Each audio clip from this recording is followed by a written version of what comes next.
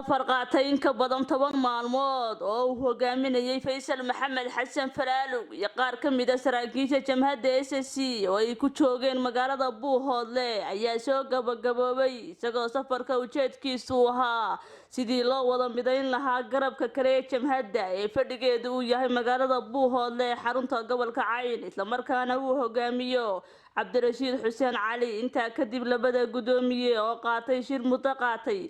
ayay waxay ku heshiiyeen 9 qodob oo bulshada reer SSC muhiim u ah labada gudoomiye ayaa hoosta ka xariiqay inay meel uga soo wada jeestaan cid kasta oo cadow ku ah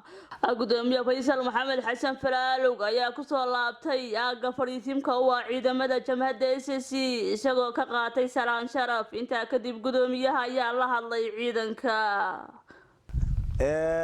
maxay ahayd labadii jamhadood halkay labada ka ahaayeen saakana mid baa tihiin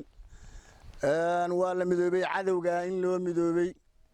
baanu idin xaqiijinaynaa waxaan kaloo idin xaqiijinaynaa shaqadii deena intii ka ballaaratay ahayday aan cid u maqnaan idinka hayna aysan jirin haddii laba beelood oo gudaha Sool iyo Sanaag iyo Cayn haysa qabtaan xataa waad midaynaysaan waa xaqa oo kala qaadaysan dalka idinka ka dawladda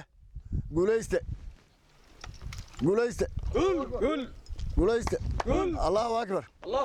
Muna Ahmed Abdi Muna Mandeqa dalka TV la sacanood